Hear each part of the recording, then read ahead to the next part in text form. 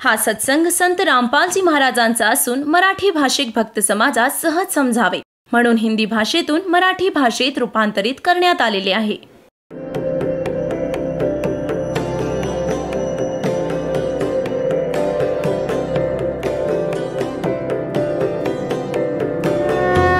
और ज्ञान सब ज्ञान डी कबीर ज्ञान सो ज्ञान और जैसे घोड़ा तोब कायम करता चले मैदान. जगद्गुरु तत्वदर्शी संत रामपालजी महाराजांचे अमृत वचन सर्व पवित्र धर्मांच्या व पवित्र शास्त्रांच्या आधारावर. ने वर्जन म्हणजे हिंडता फिरता. इथे त्यांनी काय दंग केलाय की इंद्रियांच्या अधिकारातील मनाप्रमाणे. हे काय बरोबर आहे का? याचा अर्थ आहे वर्जन म्हणजे कवींप्रमाणे आचरण करतो आहे.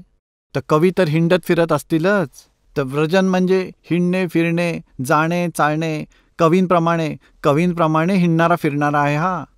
आता इथे बघा की ऋग्वेद मंडल क्रमांक 9 सूक्त 95 मधला हा 94 आहे कारण 95 तर इथून खालून सुरू होत आहे. हा 94चा हा सूक्त संपत या 94 मध्येच 4 मध्ये काय लिहिलंय की तो परमात्मा ऐश्वर्यासाठी सगळीकडे प्रकट आहे आणि श्रीसाठी सगळीकडे गतिशील आहे. म्हणजे तो हिंडतो फिरतो आहे याचा अर्थ असा आहे.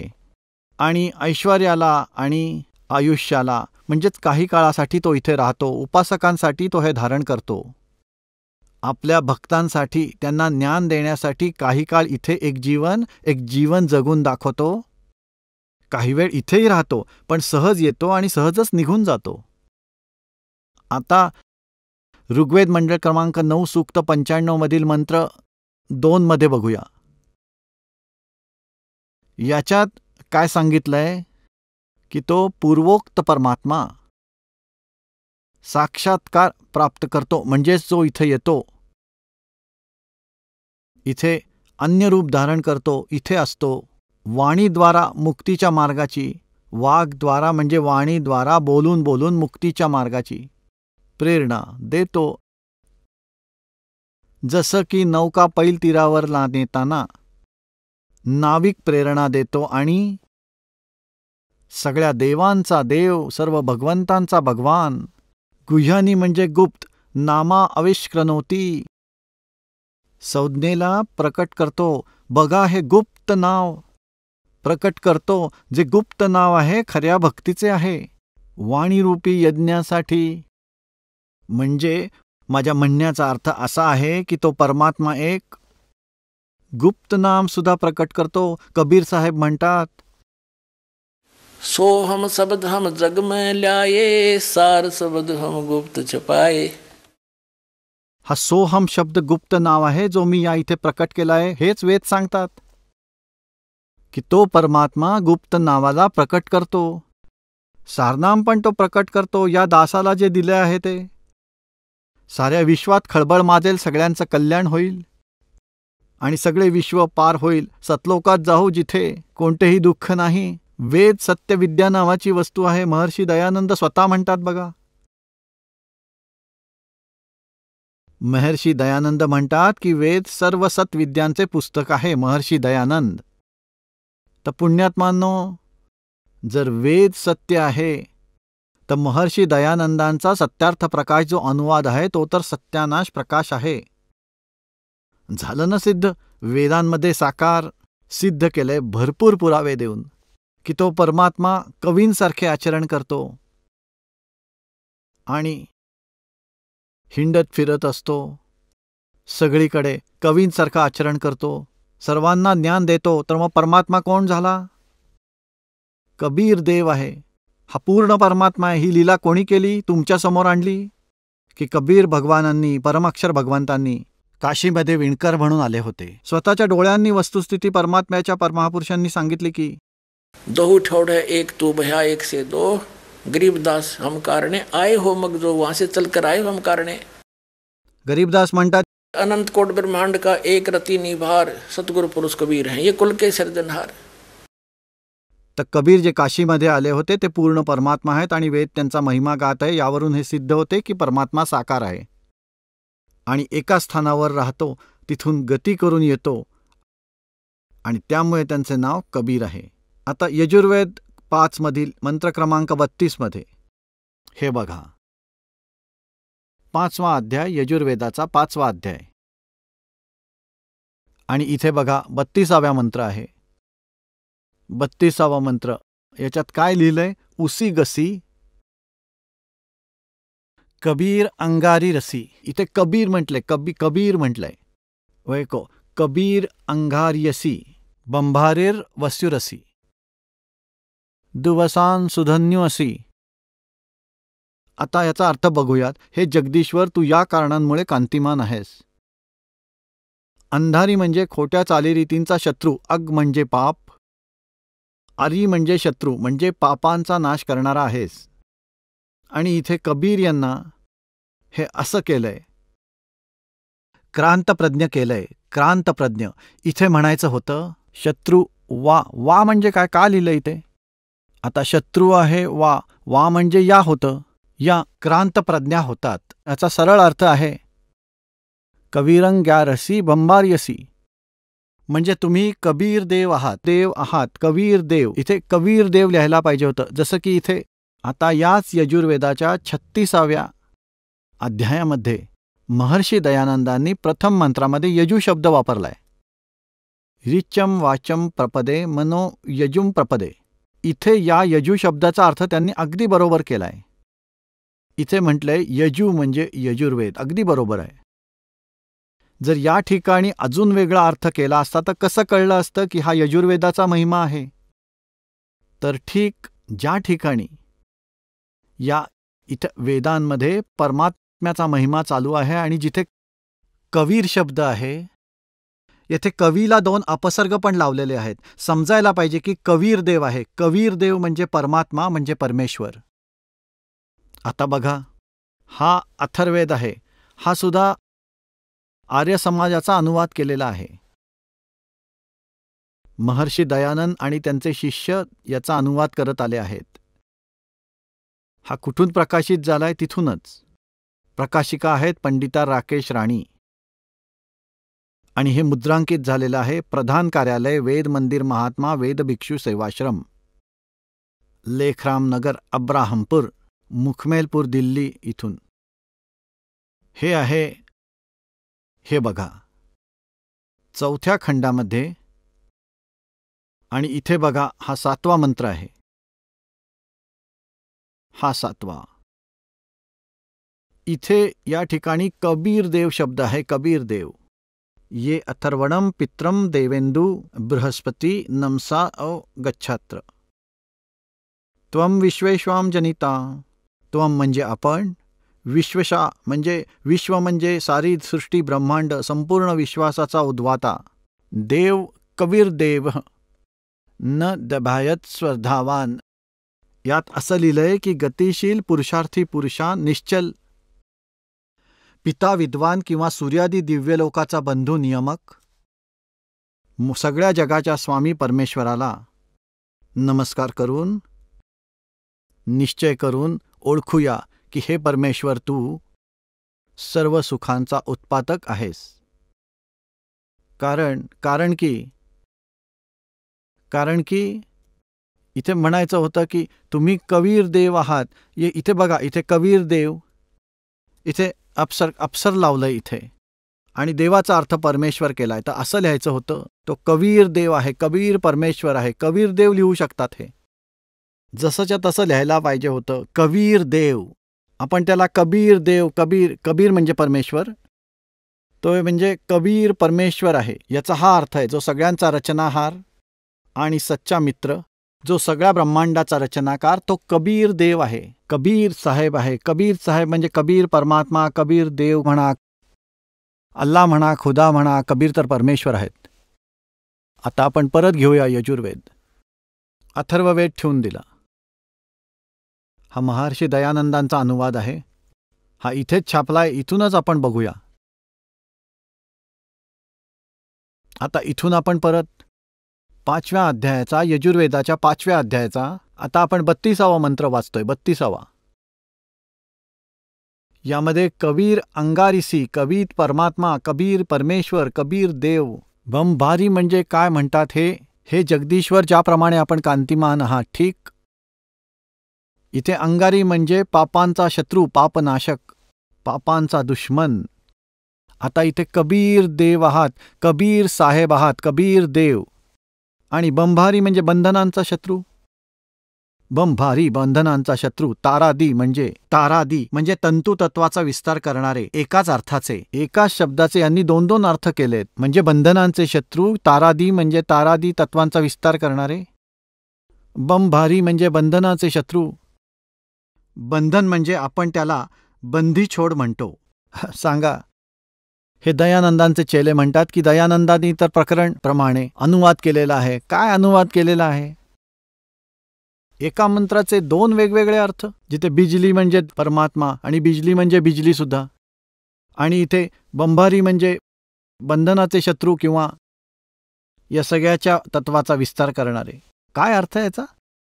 एक अर्थ होतो कुठल्याही सद्ग्रंथामध्ये आणि 2 करून त्याचा कसा निष्कर्ष काढणार बघा. आता याचा काय अर्थ आहे?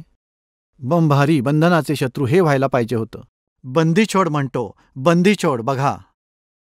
रितधामा म्हणजे स्वयंप्रकाशित. स्वयंप्रकाशित आहे तो सतलोक. आता जसं परमात्म्याने येऊन सांगितलं आहे आणि ज्या महापुरुषाने जाऊन बघितले आहे आणि सोडून दिले त्यांना, कबीर परमात्म्याने, कबीर देवांनी, कबीर साहेबांनी परत त्यांनी सांगितलंय की सतलोक हा स्वयंप्रकाशित आहे. ती पृथ्वी स्वयंप्रकाशित आहे, जसे हिरे चमकत आहेत. आणि त्या ठिकाणी परमात्मा राहतात. एक खूप मोठा गुम्मट आहे, तिथे सिंहासनावर बसले आहेत राजाप्रमाणे मुकुट धारण करून. वरती छत्र आहे परमात्म्यांच्या. हा जो सतलोक आहे तो स्वयंप्रकाशित आहे. स्वयंप्रकाशित म्हणतो आपण त्याला. हे बघा, आपण यजुर्वेदातील 32वा श्लोक वाचतोय 5व्या अध्यायातला. समरज्योती संप्रकाशित. समरज्योती म्हणजे स्वयंप्रकाशित. रितधामा, रित म्हणजे सत्य आणि त्याच्यात धाम म्हणजे लोक. सद्धाम युक्त आहे म्हणजे सद्धामाप्रमाणे आहे तसा आहे. अर्थ झाला सरळ की तो परमात्मा कबीर देव आहे, पापांचा शत्रू, पापांचा नाश करणारा. असा पाशमुक्त आम्ही त्यांना बंदीछोड म्हणतो. आणि तो स्वयंप्रकाशित अशा सतलोकामध्ये राहतो, तिथे राहतो. अजून खूप सारी प्रमाणं दिली गेली आहेत. ऋग्वेद नंबर 9 आणि सूक्त नंबर 82च्या 1, 2, 3 मध्ये ऋग्वेद मंडळ नंबर 9 54व्याच्या 3ऱ्या मंत्रात ऋग्वेद मंडळ नंबर 9 सूक्त 86च्या मंत्र 26 आणि 27 मध्ये की तो परमात्मा एखादा राजासारखा दिसण्यासारखा आहे आणि 3ऱ्या धामामध्ये राहतो आणि सर्व लोकांच्या वरती सुद्धा राहतो. ऋग्वेद मंडळ नंबर 9 सूक्त नंबर 96च्या मंत्र 16 पासून 20 पर्यंत स्पष्ट केलं आहे की त्याचं नाव कबीर देव आहे. तो तिथून तो लोकयुक्तांच्या माध्यमातून आपलं ज्ञान प्रसार करतो आणि तो 3ऱ्या मुक्तिधामामध्ये विराजमान आहे, तिथे राहतो. तिथून विद्युत गतीने येतो, पुण्यात्म्यांना मिळतो आणि त्यांना आपलं ज्ञान देतो. आणि या दयानंदांचे चेले म्हणतात की रामपालने वैदिक रीतीने वेद वाचलेले नाहीत. दयानंद आणि यांचे शिष्य यांनी वेद वाचले आहेत का असे सर्व घोटाळा करून टाकलाय, अज्ञान भरून टाकलंय. काही माहीत नाही या लोकांना. सर्वात मोठी खुशी तर यांनी ही मानली पाहिजे, काही अक्कल आली पाहिजे जे दासाचा विरोध करतात. हे म्हणतात की रामपालना संस्कृत येत नाही आणि सर्व सद्ग्रंथ उघडून समजून दाखवले. तर तुम्हीच बुद्धीने बघा कोण आहे रामपाल. हा दास आहे त्या परमात्म्याचा. हा रामपाल दास आहे त्या परमपित्याचा, त्या परमेश्वर कबीराचा दास आहे. त्यांनीच दिलेल्या बुद्धीमुळे सगळ्या सबग्रंथांना समजून घेतलंय. म्हणतात 9 मन सूत उळजिया ये ऋषी रहे झखमार और सतगुरु म्हणजे तत्वदर्शी संत ईसा सुळजा दे उळजन दूजी बार. असे निराकरण केले आहे की पुन्हा या कलियुगामध्ये गुंता होणार नाही. आणि ही जी लोक आहेत ना व्यर्थ बडबड करणारी विरोधी, डोक्याला हात मारून बसतील. लोक यांना बोलू देणार नाहीत. लहान मुलं सुद्धा म्हणतील बंद करा, तुमची फालतूची बडबड खूप ऐकली. या दासाने घसा फोडून सांगितले सत्याला समोर आणण्यासाठी आणि जेलमध्ये सुद्धा गेले या सच्चाईला वरपर्यंत आणण्यासाठी. आणि ते तरी सुद्धा बकवास करतात. या दासांनी तर सगळं जीवन सोडून दिलंय परमात्म्यासाठी. परमात्म्याच्या शिष्यांपर्यंत या ज्ञानाला पोचवूनच सोडीन, माझ्यावर काही आपत्ती आली तरी.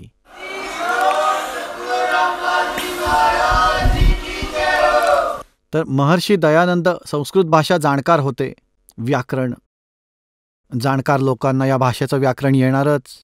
एका भाषेच्या पारंगत असल्याने महर्षी होऊ शकत नाही, तो त्या भाषेचा शास्त्री होऊ शकतो. अध्यात्मामध्ये तत्वज्ञानची आवश्यकता असते, ते त्यांच्याकडे नव्हतेच जे दासाकडे आहे. आणि सगळ्यांच्या ज्ञानाचा पोल खोलून टाकीन. कितीही आचार्य, हे शंकराचार्य महर्षी किंवा संत बनून फिरतात, यांना कुठे तोंड लपवायला जागा राहणार नाही. जनताच त्यांना जागेवर आणेल, यांची एक गोष्ट सुद्धा कोणी ऐकायला तयार होणार नाही. आणि जितकेही हे TV चॅनल्स आहेत, इलेक्ट्रॉनिक मीडिया किंवा वर्तमानपत्र, हे सत्यज्ञान पसरवायला या दासाची मदत केली पाहिजे. पण ते करतायत विरोध, पण हे सत्य समोर आणण्यापासून दूर पळत आहेत. एक हे साधना चॅनल सोडून सर्वजण दूर पळतायत सच्चाईला पुढे आणण्याचे सोडून. तर हिताचं सांगतंय या जनतेच्या. या सगळ्यांना तर फक्त पैसा पाहिजे, बस आपला पैसा पाहिजे, जनता खड्ड्यात जाऊ दे. आणि एक आहे हे पुण्यकर्म करणारं साधना चॅनलचे जे मालक आहेत, आणि धन्य आहेत ते कार्य करणारे सगळे पुण्यात्मे, ज्यांना हे खरंच क्रेडिट मिळेल परमेश्वराचे संदेश त्यांच्या मुलांपर्यंत पोचवण्याचं हे काम करतात. त्यांना खूप मोठा लाभ होईल. आणि एक दिवस असं होईल, एक तर हे खरे विचार राहतील, नाहीतर हे सगळे TV चॅनल्स बंद होतील. तो दिवस लांब नाही.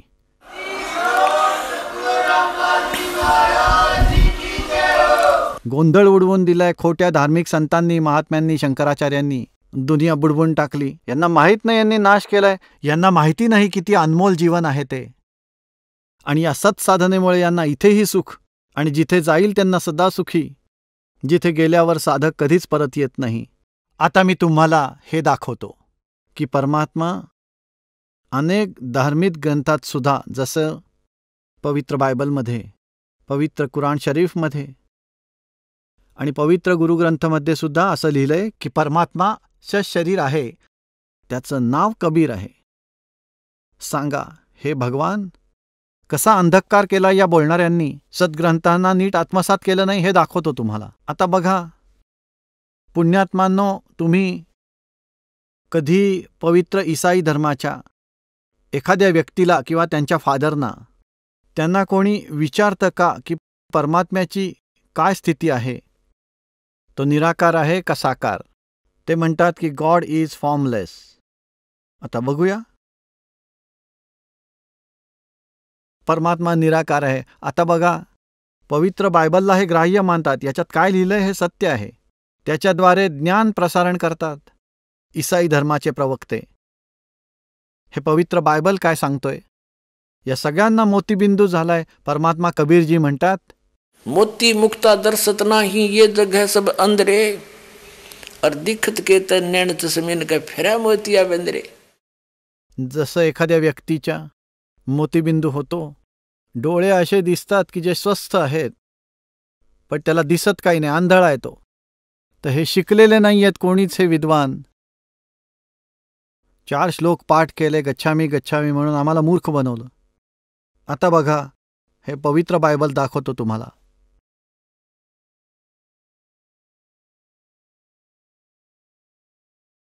याचे उत्पत्ती ग्रंथाला बघूया. हे इथून छापलंय. हे संपूर्ण जीवन अध्ययन बायबल, हे सगळं ह्याचं हे इथे लिहून ठेवलंय. संपादक आहे डेव्हिड स्टुअर्ट, इंग्रजीचे संपादक डोनाल्ड सी स्टाम्प MA. आता सृष्टीची उत्पत्ती कशी झाली हे दाखवतो. हे इथून सुरुवात होते. जेनेसिस म्हणजे उत्पत्ती. 1 अध्याय 4 पानावर म्हणतात की परमेश्वराने आकाश आणि सृष्टीची उत्पत्ती केली. पृथ्वी ही सुमसान आणि बेडोल पडली होती आणि सगळीकडे अंधकार होता आणि परमेश्वराचा आत्मा पाण्यावर भ्रमण करत होता. परमेश्वराने उजेडाला दिवस आणि अंधाराला रात्र म्हटले. संध्याकाळ झाली, रात्र झाली, अशा प्रकारे पहिला दिवस संपला. परत दुसरा दिवस उजाडला, संध्याकाळ झाली, रात्र झाली, अशा प्रकारे दुसरा दिवस संपला. त्या दिवशी आणखी काही रचना केली. असा तिसरा दिवस सुद्धा गेला. असे करत 6 दिवस झाले. या 5व्या पानावर 1 अध्यायाचा श्लोक नंबर 26 वाचूया. सगळं काही झाल्यावर, उत्पत्ती झाल्यावर परमेश्वर म्हणाले, मी मनुष्याला माझ्या स्वरूपानुसार बनवले, माझ्या समान बनवले. आपल्या माणसांना परमेश्वर म्हणाला आपल्याप्रमाणे बनवले. आणि ते समुद्रातले मासे आणि आकाशातले पक्षी आणि पाळलेले प्राणी आणि सगळ्या पृथ्वीवर आणि सगळ्या सरपटणाऱ्या प्राण्यांवर जे पृथ्वीवर राहतात, अधिकार गाजवतात. सांगायचं हे आहे की ते जे बुद्धिमान आहेत त्यांच्यावर अंकुश ठेवण्यात यावा. मनुष्याला आमच्यासारखंच बनवू, परमेश्वरांनी सांगितलं. तेव्हा परमेश्वरांनी मनुष्याला आपल्याप्रमाणेच उत्पन्न केलं. आपल्याप्रमाणे परमेश्वराने त्याला उत्पन्न केलं. 4 ओळीत सांगितलेलं आहे. 4 ओळीत परमात्म्याने मनुष्याला आपल्याप्रमाणे उत्पन्न केले. परमात्मा कसा झाला? नर आकार, मनुष्य दृश्य. हे बघा, तर परमेश्वरांनी मनुष्याला आपल्याप्रमाणे उत्पन्न केलं. आपल्या स्वरूपाप्रमाणे परमेश्वरांनी त्याला उत्पन्न केलं. नर आणि मादी यांच्या रूपाने मानवाची निर्मिती केली. ठीक. आणि 7व्या दिवशी त्याने विश्राम केला. आता बघा 7वा दिवस. आणि याप्रमाणे आकाश, पृथ्वी आणि त्यांच्या सगळ्या सेनांचे बनवणे थांबले. आणि परमेश्वर जे काम करत होता आपलं, ते 7व्या दिवशी समाप्त केलं. ठीक. आपलं काम करून 7व्या दिवशी त्याने विश्राम केला. ठीक. आता इथे दाखवतो. 10व्या पानावर आलो. आदमने आपल्या पत्नीचं नाव अवार ठेवलं. ती सर्व मानवजातीची आदिमाता झाली. आणि परमेश्वराने इथे उद्दाम आणि त्याच्या पत्नीसाठी चांबड्याचे वस्त्र तयार करून भेट दिले. सांगा, मग तो निराकार कसा काय झाला? वाटिकामध्ये फिरले, कपडे बनवून आणले त्यांच्यासाठी, तरीसुद्धा गॉड इज फॉर्मलेस. एक लोकवेद बनवला होता सगळ्यांनी, रट्टे लावून ठेवले होते सगळ्यांनी, सद्ग्रंथ नाही समजला त्यांना. मग इथे परमेश्वरांनी सांगितलं, मनुष्याने चांगल्या वाईटाचा अनुभव घेऊन आपल्यासारखाच एक झालेला आहे. मग हे आता असं न व्हायला पाहिजे की हात वाढवून जीवनाच्या वृक्षाचं फळ खाल्लं आणि नेहमी जिवंत राहिलं. यावरून असं सिद्ध झालं की या भगवानाची परत परमेश्वराने असं सांगितलं की मनुष्याने भलं बुरं या सगळ्यांचं जाण घेऊन आपल्याप्रमाणे एक झाला. यावरून हे सिद्ध झालं की हा परमेश्वर एकापेक्षा जास्त पण आहे. हे 3 आहेत, जसे की ब्रह्मा, विष्णू, महेश या तिन्ही लोकांवर सुद्धा कंट्रोल करतायत. पृथ्वीलोक, स्वर्गलोक और पाताळ लोक. आता बघा पान क्रमांक 24वर. पान 24वर तीच उत्पत्ती 17-18 यातल्या 18व्या अध्यायात अब्राहम बंबर बांधवृक्षाच्या मध्ये कडक उन्हामध्ये कुटीच्या दारात बसला होता. तेव्हा परमेश्वराने त्याला दर्शन दिले. त्याने डोळे उघडून वर पाहिले तर त्याला काय दिसले? 3 पुरुष त्याच्या समोर उभे आहेत. जेव्हा त्यांनी त्यांना बघितलं तेव्हा त्यांना भेटण्यासाठी कुटीच्या द्वारापासून धाव घेतली आणि साष्टांग दंडवत घातला. आणि तो म्हणाला, हे प्रभू, जर तुमची माझ्यावर कृपादृष्टी असेल तर मी विनंती करतो की आपल्या दासापासून तुम्ही दूर जाऊ नका. मी थोडंसं पाणी आणतो, ते आपल्या चरणावर टाकतो. तुम्ही या वृक्षाखाली थोडा विश्राम करा. मग मी एक रोटी आणतो, ते खाऊन तुम्ही ते खावं आणि नंतर पुढे निघावं. कारण आपण आपल्या दासाकडे याचसाठी आला आहात. त्यांनी म्हटले, ते तिघही म्हटले की तू सांगतोयस तसंच करूया. हे समजलं तुम्हाला? हे 3 आहेत. आणि परमात्मा साकार आहे, मनुष्य सदृश्य आहे, त्याने मनुष्याची निर्मिती त्याच्या समान केली आहे. तर पुण्यात्मांनो, परमात्मा म्हणतात, एक ना भूला दो ना भूली, भूली सब संसारी. पूरा विश्व भूला पड़ा है सारस ज्ञान का. तर ही या दासावर जबाबदारी आली आहे पुण्यात्मांनो, हे ज्ञान तुमच्या सर्वांपर्यंत पोहोचवण्याची. त्याला आत्मसात करा. विचार करा, हा दास का प्रयत्न करत आहे, यात काय स्वार्थ आहे माझा. 2 पवित्र धर्मग्रंथातून सिद्ध झालंय, पवित्र वेदातून, पवित्र बायबलमधून, परमात्मा शरीर आहे, मानवाप्रमाणे आहे. त्याचं नाव कबीर आहे, हे पण वेदामध्ये पण सिद्ध झालंय. आता कुराण शरीफ पण कबीर परमेश्वर आहेत हेच सिद्ध करतील. मूळ शक्ती तर एकच आहे, ज्याची की अनेक रूपं केलेली आहेत, जसं की एकापेक्षा जास्त स्वामी आहेत. जसे की ब्रह्मा विष्णू महेश हे एक विभागाचे मंत्री आहेत, 3 लोकांचे. हे आपल्यासमोर पवित्र बायबलमधून पण स्पष्ट झालं, और पवित्र वेदांमध्ये सुद्धा हे दासांनी स्पष्ट केलं. आता पवित्र कुराण शरीफ आपल्याला सूचित करतं की ज्या परमात्म्याने 6 दिवसांमध्ये सृष्टी निर्माण केली आणि 7व्या दिवशी त्याने विश्राम केला, तो साकार आहे आणि ते कबीर आहेत. आणि कुराण शरीफच्या ज्ञानदातापेक्षा वेगळे आहेत ते परमात्मा. कुराण शरीफचे ज्ञान जो देतो त्याला पवित्र मुसलमान धर्मामध्ये लोक म्हणतात की ज्याने कुराण शरीफचे ज्ञान दिले तो आमचा अल्लाह आहे.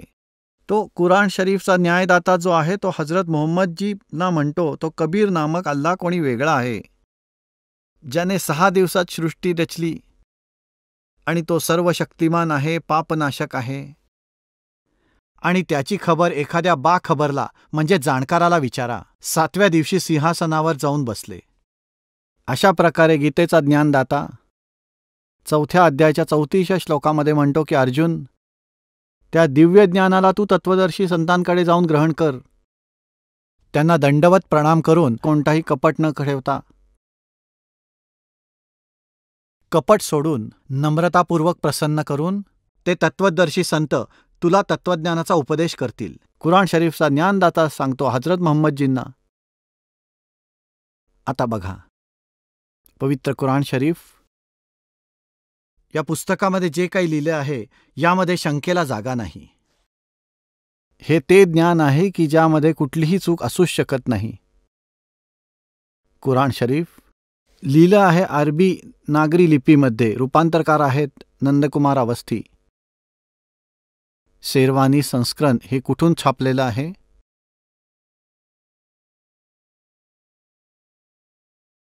हे तेच लिहिलं आहे की याच्यात कुठलीही चूक असू शकत नाही.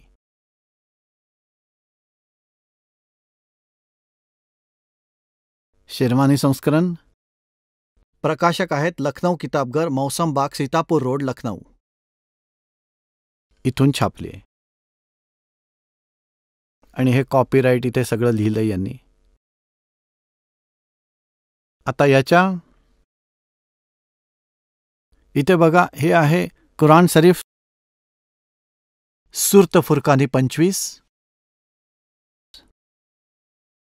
हे 604 पानावर. ही आहे अरबी भाषा आहे, उर्दू लिपीमध्ये आहे. आणि हे सगळं ही भाषा अरबी हे देवनागरी लिपीत आहे. हे बघा, ही 52वी आयत आहे. 51वी समाप्त झाली. इथे लिहिलंय फला तुतियल काफिरन व जाहिदुम बिही जिहादन कबीरन.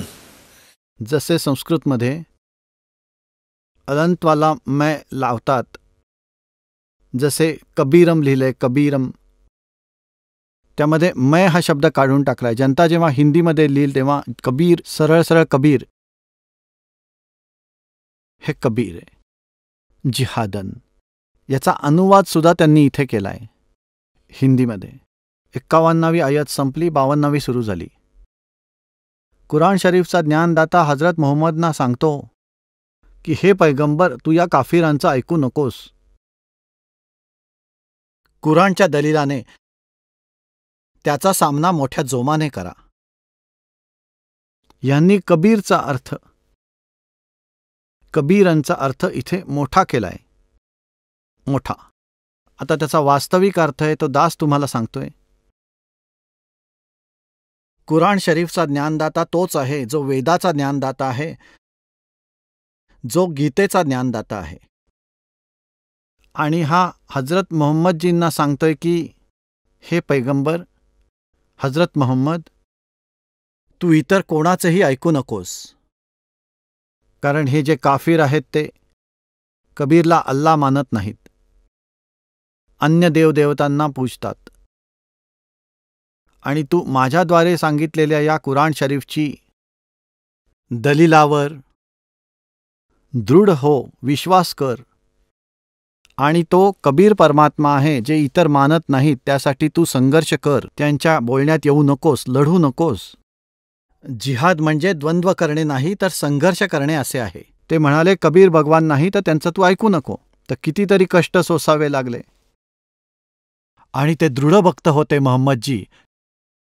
त्यांनी कोणाचंच ऐकलं नाही आणि त्यानंतर खूप कष्ट सोसावे लागले.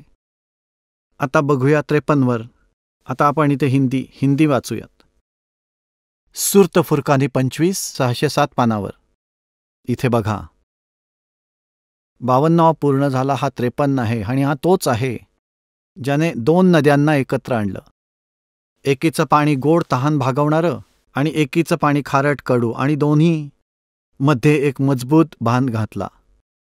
आता 54 तोच आहे ज्याने पाण्याच्या एका थेंबापासून मनुष्याला निर्माण केलं. साहेबे नसीब, मग त्यांनी कोणाचा मुलगा कोणाची मुलगी बनवली आणि सासरकडचे म्हणजे कोणाचा जावई सून बनवलं. आणि तुमचा परमेश्वर प्रत्येक गोष्ट करण्यास सक्षम आहे. 55 मध्ये 54 झाली. आता काफिर अल्लाशिवाय अशा लोकांना पूजतात की जे त्यांना फायदा पोचू शकत नाहीत ना नुकसान. आणि काफिर तर आपल्या परमेश्वराकडे पाठ वळवून बसलेत, तोंड वळवून बसलेत. एकतर ह्याच्यावरून हे सिद्ध झालं की कुराण शरीफच्या ज्ञानदातापासून वेगळा आहे कोणीतरी परमात्मा, ज्या विषयात हजरत मोहम्मदला सलाह मिळतीये. आणि हे पैगंबर, आम्ही तुला ऐकवण्यासाठी आणि अजाबची भीती घालवण्यासाठी पाठवले आहे. आम्ही तुला खुश खबर, या लोकांना म्हणा की मी तुम्हाला परमेश्वराचा आदेश पाळण्यासाठी पाठवले आहे, पण काही मजदुरी मागत नाही. हां, जे पाहिजे आपल्या परमात्म्यापर्यंत पोचवण्याचा मार्ग माहिती करून घे. आता 58 मध्ये हे पैगंबर, त्या जिंदावर भरोसा ठेव, तो कधी मरणार नाहीये. त्याची तारीफ बरोबर महिमा आणि पवित्रता सांगत रहा. आणि आपल्या भक्तांच्या गुणाचे तो चांगला जाणकार आहे आणि तोच पुजायला योग्य आहे. यांनी येथे काफी अर्थ केले. कोणाचा? आता बघा 58व्या आयातवर येऊ आपण. इवादे खबीरा, इवादे म्हणजे जो पूज्य आहे, पूजनाला योग्य. आता इथे 59 मध्ये सुद्धा खबीरा असा उल्लेख केला आहे, ज्याला तुम्ही कबीर म्हणा, खबीरा म्हणा, खबीर म्हणा किंवा कबीरा म्हणा. हे एकाच परमात्म्याचे नाव आहे. जसे आमच्या इथे हरियाणामध्ये पलवल शहर आहे, त्या क्षेत्रातल्या व्यक्ती त्याला परवर म्हणतात. ते लचा र असा उच्चार करतात. पलवलला परवर म्हणतात. जसं आपण दलिया म्हणतो ना, दलिया, त्याला ते दरिया म्हणतात. तर सांगणं एकच आहे, खबीर म्हणा, खबीरन म्हणा, खबीरा म्हणा. त्यांनी त्याचा अर्थ केला की मोठा, खूप मोठा. बघा आता इथे गडबड झाली आहे सगळी. आता हे बघा, हे पैगंबर, त्या जिंदावर भरोसा ठेवा, तो कधी मरणारा नाहीये. आता ज्याप्रमाणे परमात्मा कबीरजी म्हणतात की जे मोहम्मदजींना भेटले होते, मोहम्मदजींना, आणि आम्ही मोहम्मदांना जिथे घेऊन गेलो, जिंदा महात्म्याच्या रूपात कबीर परमेश्वर सर्व महापुरुषांना भेटले. आदरणीय धरमदास साहेबांना भेटले, आदरणीय नानक साहेबांना भेटले, आदरणीय दादू साहेबजी यांना, आदरणीय गरीबदासजी साहेब गाव छुडानी जिल्हा जंजरवाल्यांना, आदरणीय गीसा साहेबजी गाव खेकडा जिल्हा मेरठ उत्तर प्रदेशच्या. असेच ते मोहम्मदजींना पण भेटले होते जिंदा महात्म्याच्या रूपात. हे समजू शकले नाहीत की त्यांनी जिंदाचा अर्थ केला चैतन्य. याचा अर्थ असा आहे की जे जिंदाच्या रूपात तुला भेटले होते ते परमात्मा आहेत, पूर्ण ब्रह्म, ज्याने 6 दिवसात सृष्टीची निर्मिती केली आणि 7व्या दिवशी विश्राम केला. तो अविनाशी आहे, तो सर्व पापांचा नाशक आहे. आणि सर्व गुन्ह्यांचा म्हणजे पापांचा नाशक आहे. आणि वो 7व्या दिवशी वरती जाऊन विराजमान झाला तो परमात्मा आहे हा कबीर. हे बघा, हे पैगंबर त्या जिंदा यांनी जिंदा रूपात मिळाले त्यावर भरोसा ठेव, जो कधी मरणारा नाहीये, वास्तवात अविनाशी आहे. आणि प्रशंसा करून त्याची महिमा सांगत रहा, त्याचे महिमेचे गुणगान करा. कुराण शरीफाचा ज्ञानदाता कुठल्या तरी कबीर नावाच्या परमात्म्याची महिमा सांगत आहे आणि त्याची महिमा हजरत महम्मद पण करायला सांगत आहेत. हे बघा, आणि त्याच्याबद्दल तो आपल्या शिष्यांच्या गुन्ह्याबाबत खूप खबरदारी घेतो. यांनी कबीरचा अर्थ काफी केला या इथे. खूप जागरूक आहे हे लिहिलं इथे. आता 59 मध्ये असं सांगितलंय की जो चराचरात आहे, ज्याने जमीन व आकाश आणि जे पण त्याच्या आत झाले सर्वांना 6 दिवसात उत्पन्न केले, मग तो सिंहासनावर विराजमान झाला, तो अल्लाह खूप दयाळू आहे. तर त्याची माहिती बाखबरला विचारून पहा आणि तत्वदर्शी संतांना विचारून पहा. इलमवाले को म्हणजे एखाद्या तत्वदर्शी संताला विचारा. तर कुराण शरीफचा ज्ञानदातासुद्धा त्या परमेश्वराची खबर ठेवत नाही. त्याने एका तत्वदर्शी संतांकडे इशारा केला. असेच यदि गीता अध्याय नंबर 4 के श्लोक नंबर 34 गीता ज्ञानदाता म्हणतो की अर्जुन, तर ते तत्वज्ञान जे परमात्मा इथे येऊन सांगतो, तर ते तू तत्वदर्शी संतांकडे जाऊन समज.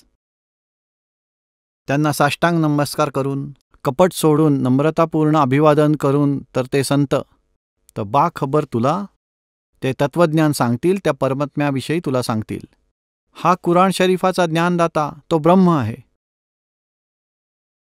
आणि हजरत महम्मदला सांगतोय की तो कबीर नावाचा परमात्मा आहे, ज्याने 6 दिवसात सृष्टी निर्माण केली आणि 7व्या दिवशी विश्रांती घेतली. तो आहे पूर्ण परमात्मा. त्याची खबर एखाद्या बाखबरीला विचार. कुराण शरीफाचा ज्ञानदाता पण त्यांच्या बाबतीत अल्पज्ञानी आहे, जाणत नाही. हा दास आहे बाखबर. समजून आलं तर कल्याण करून घ्या.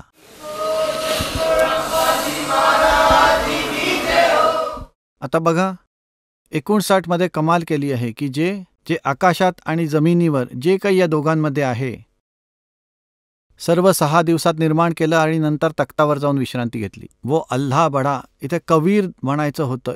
हे बघा 59 वर हे लिहिलं आहे, अर हवान फसल बिही खबीरन. याचा अर्थ मोठा केला त्यांनी. इथे म्हणायचं होतं की तो अल्लाह कबीर आहे. जो तख्तावर जाऊन विसावला तो कबीर आहे. अल्लाह कबीर आहेत, अल्लाह कबीर आहे हे लिहायला पाहिजे होते, म्हणजे प्रश्न आला नसता. तो कबीर अल्लाह रहमान आहे. त्याची खबर कुठल्याही बाखबर म्हणजे इलमवाल्याला विचारून बघा. 59 मध्ये स्पष्ट केलंय. पुण्यात्मांनो, आपण बघितलं की 3 पवित्र धर्मांच्या सद्ग्रंथामध्ये सिद्ध केलंय की परमेश्वर हा मनुष्य सदृश आहे. म्हणजेच तो प्रत्येक मानवाच्या हृदयात आहे, मनात वास करतो. त्याचं नाव कबीर आहे. तो वरतून येतो, तो चांगल्या आत्म्यांना मिळतो आणि तत्वज्ञानाचा प्रसार करतो. तो कोण आहे हा दास सांगेल. जो काशीमध्ये आला, जो जुना धानक बोलता तो परमात्मा. तो परमात्मा सर्व ब्रह्मांडांचा निर्माता आहे. आणि ज्या सत्पुरुषांना साक्षात परमेश्वराने दर्शन दिले ते सांगतात की अनंत कोट ब्रह्मांड का एक रति निभार सतगुरु पुरुष कबीर है, ये कुल के सृजनहार. आता आपण गुरुग्रंथ साहेबमध्ये काय प्रमाण आहे ते बघूया. आम्ही एका पुस्तकातून वाचले, त्यातून नोंद करून ठेवली आणि गुरुग्रंथ साहेबमध्ये पण पाहिले. त्या पानांवर असंच्या असं सापडलं जे दास तुम्हाला सांगतो आहे की जसं पण आपण वेदामध्ये बघितलं त्याच्यात स्पष्ट केलंय की परमात्मा वरती लोकमध्ये राहतो आणि तेथून गतीने येतो, चांगल्या लोकांना मिळतो आणि तो परमात्मा त्यांना तत्वज्ञानाचा उपदेश करतो. हेच तो परमेश्वर आहे. कोणाकोणाला भेटले? आदरणीय धरमदास साहेबजी यांना बांधवगडचे, आदरणीय मुलुकदास साहेबजी यांना, आदरणीय नानक साहेबांना जे शीख धर्माचे प्रवर्तक आहेत, आणि आदरणीय दादू साहेबांना, आदरणीय गरीबदासजी साहेब गाव छुडानी जिल्हा जंजरवाल्यांना, आदरणीय घिसादास साहेब गाव खेकडा जिल्हा मेरठ उत्तर प्रदेशवाल्यांना. तर त्या महापुरुषांनी परमात्म्याला बघितलं. काय सांगितलं? आदरणीय गरीबदास साहेबजी म्हणतात, अनंत कोट ब्रह्मांड का एक रति निभार और सतगुरु पुरुष कबीर हैं कुल के सिरजनहार. आदरणीय रामानंदजींना साहेब भेटले. त्यांनी पण हेच सांगितलं की स्वतः परमेश्वरांनी त्यांना येऊन सांगितलं की हम ही अलग अला हैं कुतुब गोस और पीर, गरीबदास खालक दनी हमरा नाम कबीर. ए स्वामी श्रेष्ठा हम सृष्टि हमरा तीर, दास गरीब अधर बसू.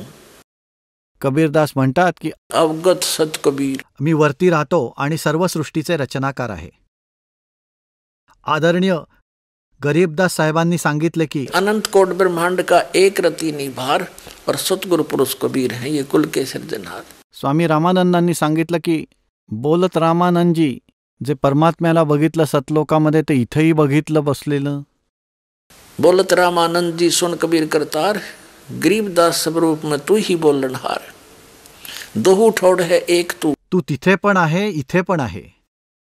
दोहू ठोर है एक तू, भया एक से दो, कह रामानंद हम कारणे तुम आए हो मग जो. की जे तुम्ही तिकडून इथे आलात. आदरणीय दादू साहेब म्हणले की जिन मुझको नित नाम दिया सोई सतगुर हमार, दादू दूसरा कोई नहीं कबीर सिरजनहार. गरीबदासजी म्हणतात, हम सुल्तानी नानक तारे दादू को उपदेश दिया और जात जुलाहा भेद नहीं पाया, वो काशी माए कबीर हुआ. अनंत कोट ब्रह्मांड का एक रति नहीं भार और सतगुरु पुरुष कबीर हैं वो कुल के सिरजनहार. याचंच प्रमाण आदरणीय गुरु नानक देवजी साहेबांनी यांच्या वाणीमध्ये आपल्याला प्रश्न नंबरापर्यंत सांगतो. हे बघा, श्री गुरुग्रंथ साहेबजी. आता याच्यामध्ये आपल्याला प्रश्न नंबर 24 श्री राग महला पहला हे सर्व दाखवतो जे पंजाबीमध्ये लिहिलेलं आहे. आता हे बघा, पृष्ठ क्रमांक 24 रागश्री हे आहे श्री राग महला पहला घर 4. आता हे पहा, मैं कीता न जाता हराम खोर, ओ किया मुँह देसा दुष्ट चोर, नानक नीच कहे विचार. बघा, विचार म्हणले आहे. विचारला पंजाबीमध्ये विचार म्हणतात. बघा, पंजाबीमध्ये वला ब म्हणतात. नानक नीच कहे विचार, ये दानक रूप रहा करता रे, दानक रूप रहा करता रे. आता आपल्याला एक प्रमाण अजून दाखवतो. जिथे सरळ कबीर नाव लिहिले आहे, पृष्ठ क्रमांक 721 हे पान नंबर 721 हे पहा. आता हे पहा, एक अरज गुप्तम पेश तोदर गोस कून करतार, हक्का कबीर करीम तू. हे शब्द बघा लक्षपूर्वक. हक्का कबीर म्हणजे सत कबीर, दयाळू तू. हक्का कबीर करीम तू, दयाळू तू. बेऐब परवरदिगार. आता हे पहा, नानक बगयोत जन तुरा तेरे चाकरा पाखा. तुझ्या पायाची धूळ. चाकरा म्हणजे तुमचा सेवक, तुमचा नोकर. पुन्हा बघा, वरून पृष्ठ नंबर 721 पृष्ठ क्रमांक 721. पुन्हा खाली पहा, हक्का कबीर, सत कबीर. हे एकदम समोर स्पष्ट दिसतंय. हक्का कबीर एकदम स्पष्ट लिहिलंय. हे सत कबीर, आपल्या चरणाची धूळ, आपला दास नानक. बोला, काय कसर राहिली आता? कोणी विचारलं, म्हणतात भगवान निराकार आहे.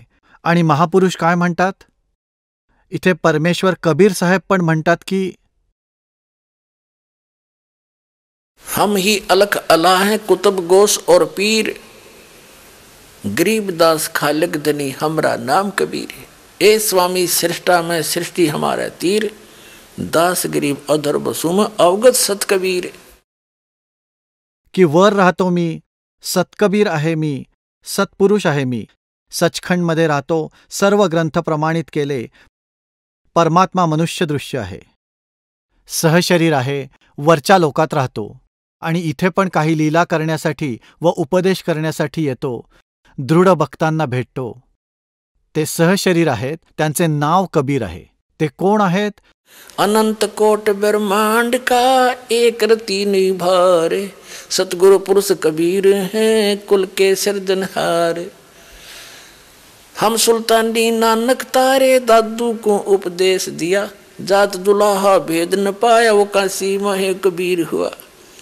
वो धानक रूप रहा करतार. ते कबीर भगवान, कबीर इज गॉड, कबीर पूर्ण परमात्मा आहे. कबीर इज गॉड इति सिद्धम. सत साहेब.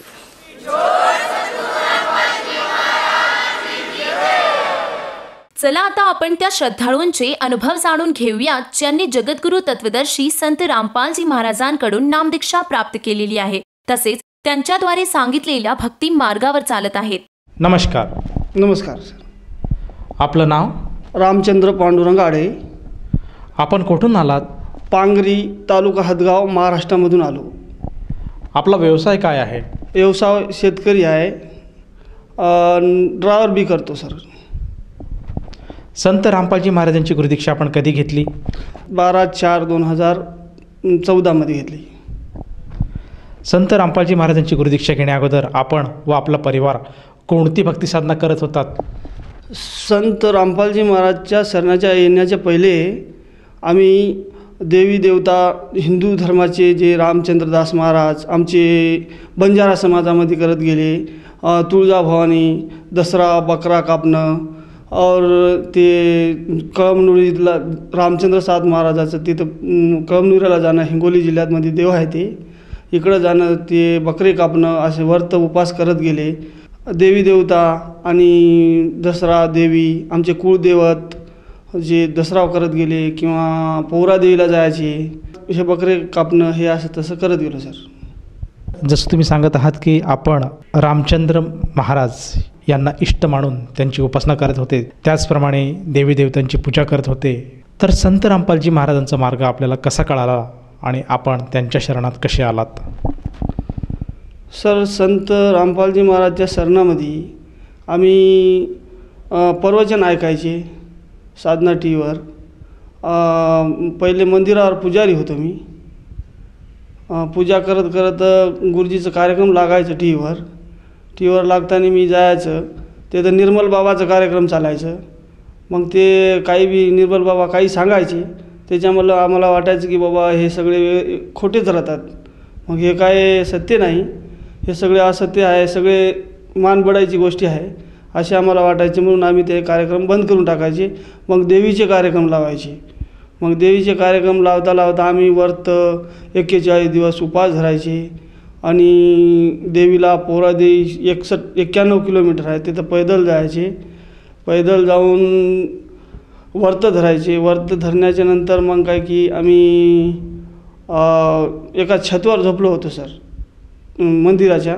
तेव्हा आम्हाला गुरुजी स्वप्नामध्ये येऊन आम्हाला सतलोक पूर्ण हिंडविले होते. तेव्हा एक काल आले होते, तर आमच्या मागं लागले होते. तर गुरुजी म्हणले, बेटा तुम्ही भिवू नकोस, इकडे ये. मग इकडून बाजूला गेले तर ते आमच्या मागत लागले होते सर. पण पुन्हा काय आम्हाला वरे जाऊ दिन झाले होते. तर मग पूर्ण आम्ही ते तर सगळं पाहिल्याच्या नंतर मग बा गुरुजीला म्हणलो, बा आम्ही येतं जागा जागली करमलं आहे, येतं थांबतो सर. गुरुजी म्हणलो, बेटा म्हणले तुम्हाला भक्ती दिल्याच्या नंतर तुम्ही काय की येतं पुन्हा या, भक्ती पार करा, मग साधना करा, मग पुन्हा सतलोकला या, असे गुरुजीनं सांगितले. जास्त टाईम मला तिथं थांबू दिले नाही सर. लवकरात लवकर मला इकडं आणले सर. मला वाटलं बा आपण तर अशी भक्ती करायलो, हे असं कसं आहे. मग आपल्याला कळायच्या नंतर मग आम्ही एक विचार केल्याच्या नंतर बाबा हे मग आपलं खोटं आहे का, मग असं कसं करायलो, हे असे काय गुरुजी सांगायले. मग हे विचार करून मग एक गुरुजीचं मोबाईलवर ॲप्स काढून मग बरवाला हे गाव मग आम्ही मोबाईलवर काढून किती किलोमीटर आहे, कसं जायचं काय नाही हे माप काढल्याच्या नंतर मग सगळे माप काढल्याच्या नंतर मग तिथं गेलो बरवालामध्ये. मग आम्ही तिथं गेल्याच्या नंतर तिथं आम्हाला कळालं की बा हे असं मार्ग खरा आहे, ह्या मार्गानं जायचं. मग त्याच्या बाद आम्ही ह्या मार्गानं इकडं बरवाला आश्रममध्ये दीक्षा घेतलो सर. सर, जसं तुम्ही सांगितलं की स्वतः संत रामपालजी महाराज गुरुजीच्या रूपात आपल्या स्वप्नामध्ये आले आणि आपल्याला त्यांनी सतलोक भ्रमण केलं. त्यानंतर त्यांनी सांगितलं की आपण पूर्ण परमेश्वराची सद्भक्ती घ्या आणि तेव्हाच तुम्हाला सतलोकाला परमनंट असं स्थान मिळेल. आणि ह्या अनुषंगाने आपण बरवाला स्थित संत रामपालजी महाराजांच्या आश्रमात जाऊन तिथे त्यांची नामदीक्षा घेतली. तर मला असं विचारायचं आहे की जेव्हा आपण संत रामपालजी महाराजांच्या शरणात आलेत, त्यांची सद्भक्ती स्वीकारली, त्यानंतर आपल्याला आपल्या जीवनामध्ये काय काय अनुभव आले किंवा आपल्या जीवनामध्ये काय बदल आला? सर, अनुभव तर लई आले सर. पण आता मी गटाणीचं कामाला गेलो होतो, गटाण भरायला. तर तेव्हा मी एक फालक्यावर पडलो होतो सर. तर माझ्या दाताला मार लागलं होतं. तर मला जेवणसुद्धा करायला बनणं एवढं ते मधात गाठ यायची सर. गाठ आल्याच्यानंतर मग ते गाठ कमी व्हायची नाही, दररोज दुखायची. दवाखान्यात गेलं तरी दुखायची, कुठं गेलं तरी बी ते गाठ चालूच आहे दुखायची, म्हणजे जेवण करू देणं गेलं होतं. मग पुन्हा ते गाठ इकडं गुरुजीकडे आलो. संत रामपालजी महाराज ज्या दीक्षा घेतलो तेव्हापासून ते गाठ कमी झाली सर. दुसरा अनुभव, आमच्या वडीलला अटॅक आलते सर. अटॅक आल्याच्या नंतर ते म्हणजे आता समजे लोक म्हणू लागले बा हे गेले. मग आमच्या मुलाने भगतजीने काय म्हणले, बाबा जरासं याला अमृतजल दिलं होतं सर. अमृतजल दिलं की ते नांदेडपर्यंत वाचल्याच्या नंतर 3 घंटे यायला लागले आणि 3 महिने वाचले सर. तर हे एक अनुभव झाला. दुसरा अनुभव एक काय की मी गाडी चालवतो सर, टाटा एस.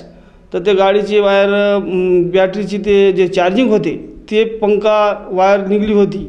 तर मी 3 दिवस बिनपंख्याची बॅटरी चार्ज न करता चालवली सर. तर ते बॅटरीवाल्यानं म्हणले, बाबा तू दिवाण हास काय, आता झाला सर. नाही हो म्हणलो सर, आम्ही कुठं राहणार, त्या खुटाडामध्ये गेलो होतो तेव्हा आमची बॅटरीची वायर तुटली. नाही असं होऊ शकत नाही, हे तू आता तुटली असेल असं म्हणाले सर. तरी गाडी चालली सर आपलं वजन कमी झालं तर सर. म्हणजे कसं ते म्हातारा 60 वर्षाचं कसं चालते तसं चालत गेलो सर मी. तर आपले असे धातू हे जीवन असे शरीरामध्ये ताकद नव्हती. तर तिकडं आंध्रामध्ये करोना, मेटपल्ली, करीमनगर, इकडं पोपाळी कारखाना, इकडं सगळे गाव हिंडून बेजार झालो सर. बेजार झाल्याच्या नंतर मग पुन्हा ते गाव सोडावं लागलं, पांगरीच्या नंतर मग 2003मध्ये आम्ही हातगावमध्ये आलो. हातगावमध्ये जमीन जायदाद विकून टाकलं तिकडची. मग इकडं घेतल्याच्या नंतर मग ते एक मंदिर मांडल्याच्या नंतर दुर्गाचा फोटो नेऊन तिथं ठेवल्याच्या नंतर मग तिथं मी महाराज झालो सर. महाराज झाल्याच्या नंतर मग पूजा करत गेलो. संध्याकाळी सकाळी आरती करायची रोज. मग आरती करायच्या नंतर रोज 7लाच घ्यायची आरती. संध्याकाळी बी आंघोळ करून घ्यायची 7ला, सकाळी 7ला आंघोळ करून घ्यायची. नियमामध्ये चुकायचं नाही. पण आमची काय तब्येत बरोबर काय ठीक झाली नाही. दारू पीत गेलो. सगळे मायुष्य हे ते आपले पुडी, तोटा, गांजा हे असे सगळे निशामध्ये आता टेन्शनमध्ये घेत गेलो सर. तेव्हा वजन आपलं 26 किलो वजन झालं. मग याच्या बाद इकडं आल्याच्या नंतर आता मालिकच्या दयामध्ये काही बी परमात्माच्या दयानं जगद्गुरू तत्वदर्शी रामपालजी महाराज या दयात आलो तेव्हापासून आपल्याला काही कोणती गोष्टीची चिंता नाही सर. आता बिंदास राहिलो, बिंदास हाव सर. आता सर, जसं तुम्ही सांगत आहात की आपलं वजन हे 26 किलोपर्यंत गेलं होतं जेव्हा आपण आन उपासना करत होतात. तर मला असं विचारायचं आहे की जेव्हा आपण संत रामपालजी महाराजांच्या सान्निध्यात आले, त्यांच्या शरणात आले, त्यानंतर आजच्या घडीला आज आपलं वजन किती आहे?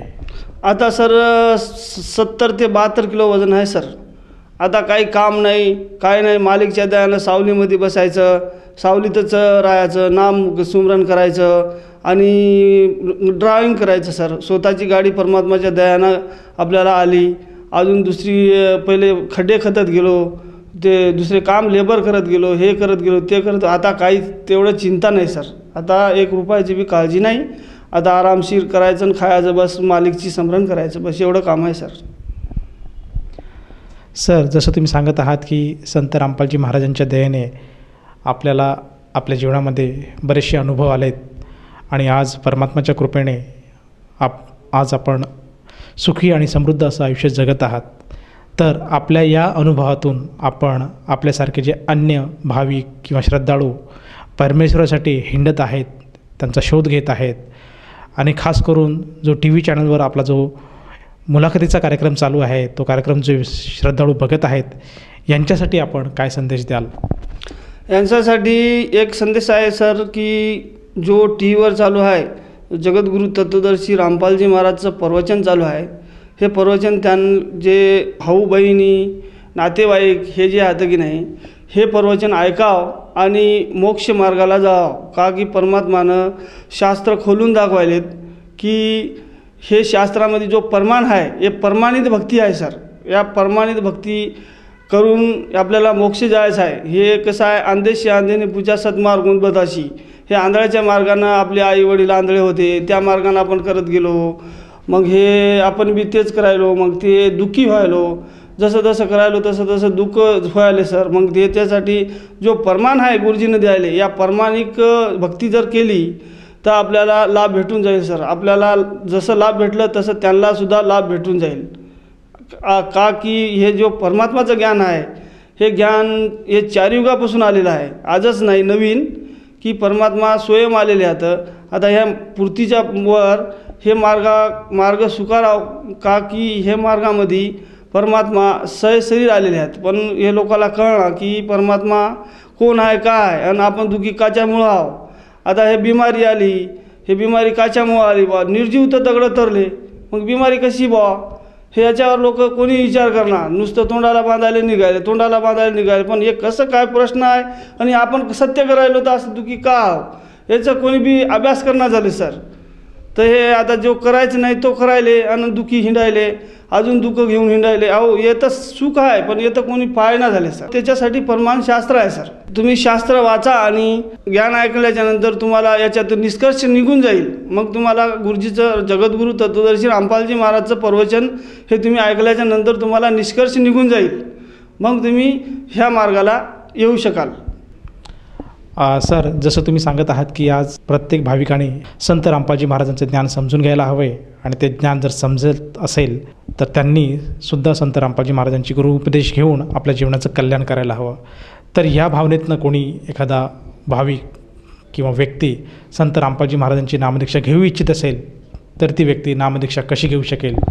सर, नामदीक्षा घेणं आता लई सोपं झालं सर. का की जिल्ह्यामध्ये जाग्यावर नामस्थळ झालेलं आहे. महाराष्ट्रामध्ये कोण्याही जिल्ह्याच्या ठिकाणी दीक्षा घेऊ शकते सर. जगण्याचा मार्ग पुस्तक आहे किंवा एक ज्ञानगंगा पुस्तक आहे, या पुस्तकामध्ये वाचून बी होऊ शकते सर. TV चालू चॅनलवर सत्संग चालू असताना जो पट्टी येते त्या पट्टीवर तुम्हाला फोन लावल्याच्या नंतर जिल्ह्याच्या ठिकाणी जो नामदान स्थळ आहे ते तुम्हाला कळून जाईल. त्यानंतर नामदीक्षा घेऊन आपल्याला कल्याण करून घ्यायचं सर. सर, जसं तुम्ही सांगत आहात की महाराष्ट्रामध्ये आज प्रत्येक जिल्ह्यामध्ये संत रामपालजी महाराजांच्या दयेने नामदान केंद्राची सुविधा उपलब्ध आहे आणि तेथे जाऊन साधक नामदीक्षा घेऊ शकेल. तर या नामदीक्षेसाठी त्या साधकाला किती पैसे मोजावे लागतात? पैसे तर काही लागत नाही सर, पण फ्रीमध्ये जो एक आरतीचा पुस्तक, प्रसाद, हे असे काही वस्तू फ्रीमध्ये मोफतमध्ये भेटेल सर. धन्यवाद. नमस्कार.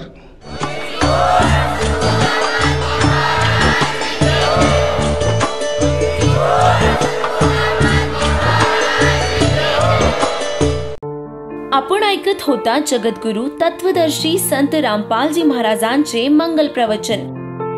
निशुल्क नामदीक्षा प्राप्त करण्यासाठी आणि अधिक माहितीसाठी संपर्क करा 7030303951 7030303952.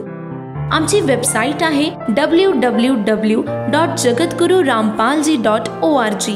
सर्व पवित्र धर्मांच्या पवित्र शास्त्रांवर आधारित प्रमाणित अनमोल पुस्तक ज्ञानगंगा किंवा जगण्याचा मार्ग यापैकी कोणतेही एक पुस्तक निशुल्क मागविण्यासाठी आम्हाला आपले पूर्ण नाव, पूर्ण पत्ता, पिनकोड सहित आणि फोन नंबर लिहून 7030303951 7030303952 या नंबरावर SMS करू शकता किंवा आम्हाला 7030303950 या नंबरावर WhatsApp देखील करू शकता.